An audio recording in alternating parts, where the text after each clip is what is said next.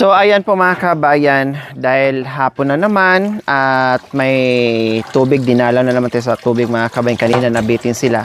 So ayan, umpisa na naman tayo ipon ng tubig kasi sa CR tapos na. Kasi syempre gamitin din natin doon sa CR. Then dito naman sa may ilalim ng puno ng santol dahil ginagamit natin dyan sa kusina. Meron na rin puno na rin. Sabi ko ay mag-ipon kami kasi ang tubig nga po ay napakahirap.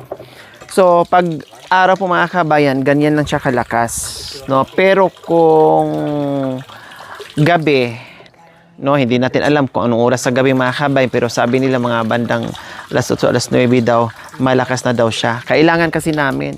Kasi kung malakas mga kabayan, pwede na sana siyang iganyan na, para hindi na sila mahirapan. Ayan, ganyan sana. Yung parang mahina, di mo ma-adjust kasi wala. Pero kung malakas yung mga kabayan, ma-adjust mo dito, Tapos ganun na lang doon. Parang ihi lang, 'di ba? So ngayon, dahil mahina, magpundo mo na diyan, tapos pero mamayang gabi pa naman kayo, kuya, no? Mamayang gabi pa naman daw sa magbut. Try mo nga, kuya, dugtong, kuya. Yan. Try mo nga kung hanggang saan abutin.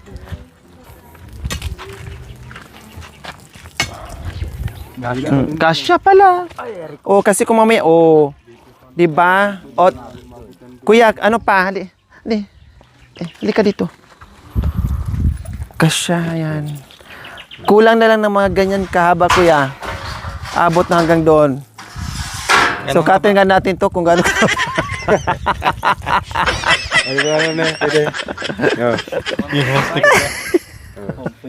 Kulang pa, kaya Aris. Ha? Kulang pa.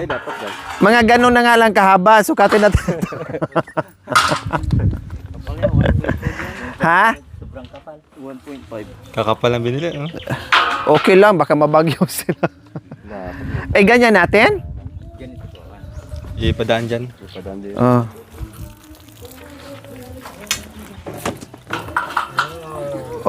Makanyan. Paano pag ganyan na nga? Naililipat ulit. Pag medyo bumaba ng konti, lilipat ulit. So ayan po mga kabayan, nagawaan ng paraan. Gaganyan lang daw natin. Kaya lang, ang hina. Pero mamayang mamayang gabi ay okay na yan. Ang drum muna natin unahin. So at least nagawa na ng paraan natin mga kabayan kasi kailangan masiksik yung lupa. Kasi bukas ay flooring na siya. Bakit ganyan? Nawawala? Walang kwantulo. Ay, apo.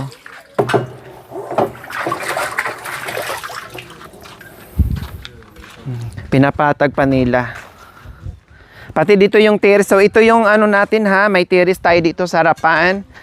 So, dito na rin sila naghukay, nagbawas para at least mapantay yung lupa. And then, dito nila ilagay yung pinaghukayan ng mga kabayan. So, ayan. May part na matigas. Ayan adobe. Kasi sabi ko mga kabayan, ang plano nga dito sa bahay mga kabayan ay talagang naka-design siya sa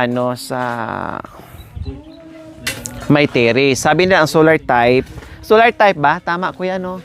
Yung solar type hindi daw matibay or madali daw buhatin sa may mga bagyo, ganyan. Depende po yun sa paggawa, no? Depende po yun sa tibay ng gawa mo. Kung gaano katibay yung gawa mga kabayan, may bagyo man o wala, o masira din yan, no? So, ito, dahil nakita nyo naman, ang lalaki ng mga tubo at solid sa mga, sa tawag nito, sa bakal, hindi tinipid. At nakita nyo naman, ito pa lang, 1.5, kuya, tama? Tinan nyo, kapal nito, parang pang school. Tinibayan na namin yan. Solid, kahit walang dito, kahit bumagyo ng signal number 10, hindi niya kayang ibuwal yung bubong ng kanilang bahay. Kaya ito, naghukay na tayo dito. So, paano to dito, kuya? Dito po yan. Tapos slope na lang yung pag Ganyan yung pag-tiris niya. Tapos, I-slanting na lang. lupa namin ito ng kuwan. Oo. Simito na lang na ano. Manipis. Para hindi mabakbak. Oh, kasi pag umulan, yung tubig ay yung ito madrin papunta dito sa loob ng bahay nila.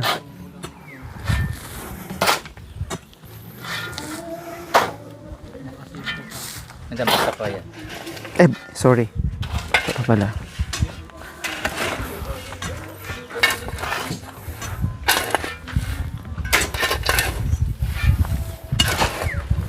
Hindi pala tayo nakabili ng pala, kuya. Yung malapad sana. Yung malapad. Dapat bukas, ano mo. Kanina na pumunta na kayo ng ano. Kulang yung primer.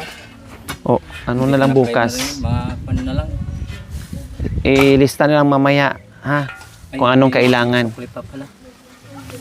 Sukli saan? Yung ripan natin. Yung resibo nga eh.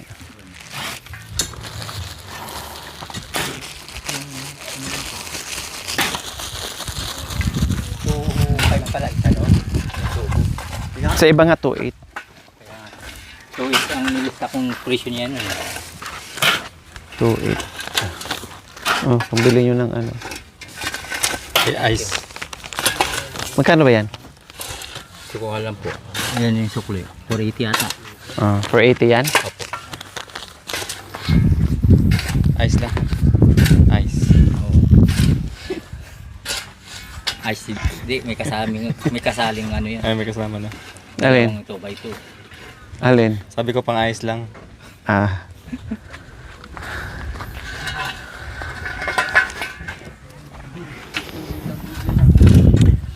babalik pa kayo? Babalik kayo? Hapon na, hindi ako nagpapabali ng hapon. Sinabi niyo kasi maga. Pag mga alas 5, sabi ng mga Chinese, bawal na magpalabas ng pera. Mga alas 5 madam. Ha? Wala pa nga alas 5. May ginagawa ko dito. Kaya maabutan kayo ng ano, Palusot ka talaga. ng alas 5.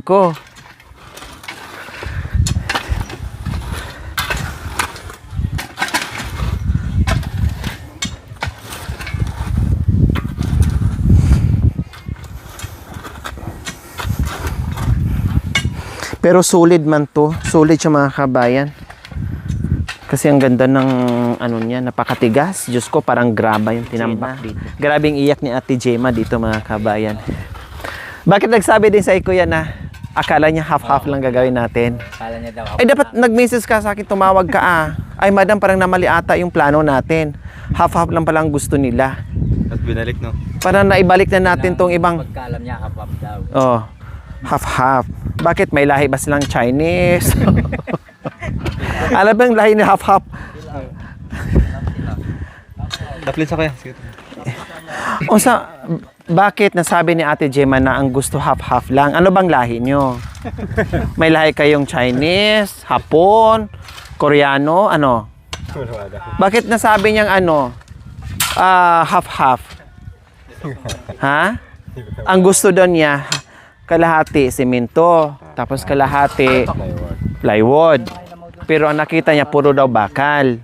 Kaya grabing iyak niya kanina. Ayun lang din ang inisip mo.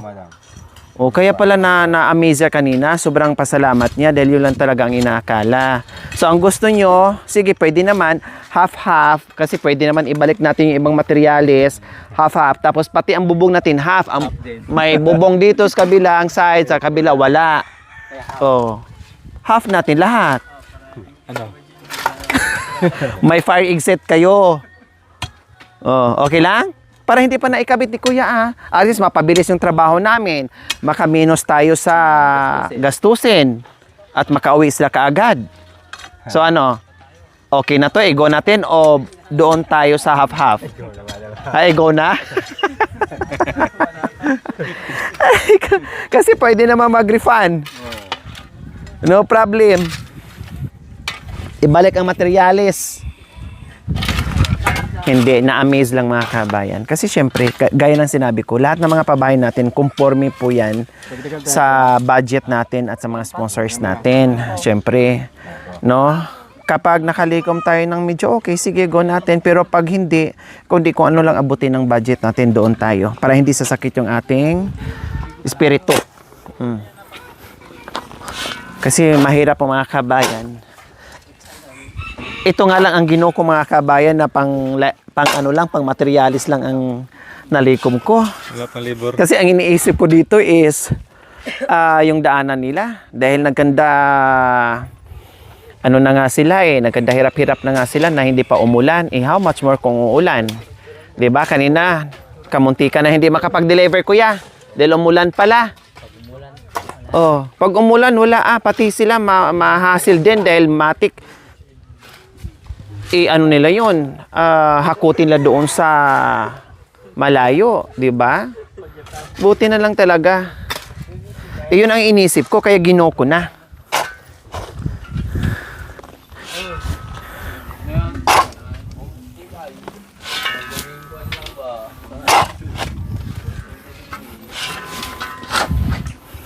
Sideline ako mga kabayan, kasama din ako sa labor. Sayang din to. Sayang. Oo, 550 lang ako.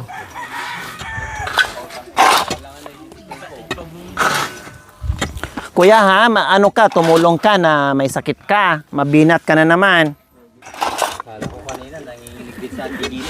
Oo, nanginginig si Ate Jean. Bakit? Anong ginawa mo? Yung ano na, yung natusok, di ba? Hindi, kasi reaction yun sa sa anti-tetano. Reaction yun. Nagchichel siya. Nagchichel si Ate Gemma mga kabayan kasi natusok siya nung dinimolish natin yung bahay. Nakawit sa pako na may kalawang. So ngayon, ka naman kinabukasan, anti-tetano. Side effect siguro doon sa gamot na anti-tetano mga kabayan. Nagchichel siya kanina. Then, si kuya may sakit din na nakarang araw. May lagnat. Sinaway ko na tumulong na baka may mabinat lalong magka-problema. Baka na-inject. Sa bagay, nakayanan ko nga kuya, kakapanganak ko lang. Natawa. Tapos na nag-labor. Parang ayaw maniwala, palahin ko ang dalawa dyan. Nakayanan ko nga, kapapanganak ko lang. Kahapon ako nanganak. Ikaw pa kaya?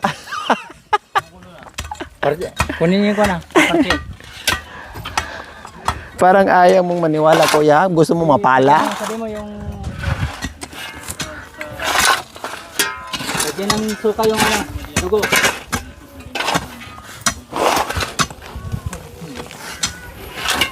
Pero kagabi, di naman siya nilagnat, kuya? Hindi naman. Kanina lang?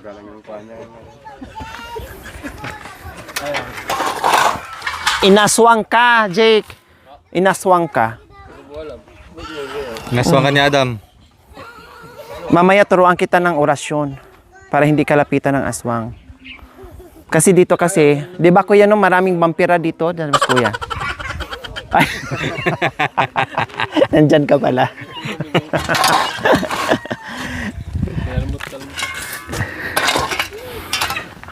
Kurinta yung namin mga kabayan. Semento.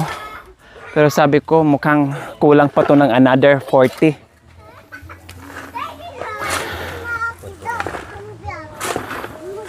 Nakailang semento na ba tayo kuya? Patrick? Ha? Siyam? Siyam na? Kaya na po simento? Ilan yung naiwan kanina? Na-deliver na lahat? Or marami pang materialis na kulang? Hindi ko alam kasi hindi pa natin nalagay ito dati. Baka kunti na, baka waka. Ang makulangan dyan, buhangin talaga. Paki-check mo yung mga materialis nila.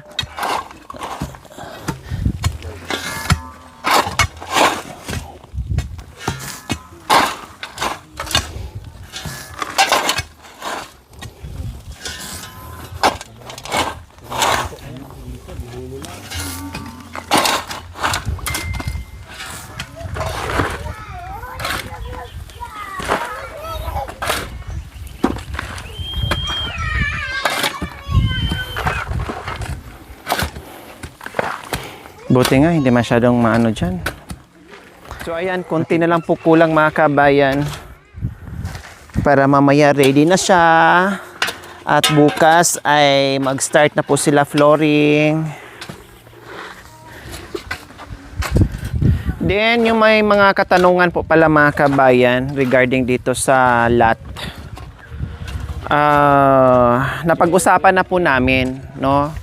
Bago namin ito ay napag-usapan na po namin ni nanay at saka ni Ate Gemma. Tinanong ko muna kung anong sistema dito, anong status ng lupa.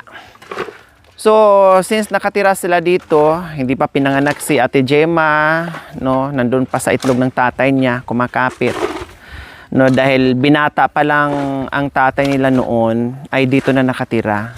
So, since din po mga kabayan, until now, ay sila pa din dito. Parang sila yung caretaker dito sa lupa mga kabayan, na sila yung gumagamit, pinapagamit sa may-ari. Sobrang bait po sa kanila, sa madaling salita po mga kabayan, sa tagal-tagal na panahon na ilang dekada.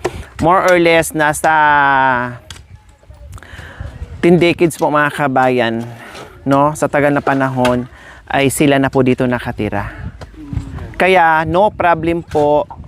At kung sakali man daw po, halimbawa lang, kasi yung ibang parte dyan mga kabayan ay naibenta na, same din po ang may-ari dito. So kung halimbawa naman daw po na ibenta itong natira na yung ginagawa nilang sakaan po mga kabayan, no problem, no? Hindi naman sila magre-react.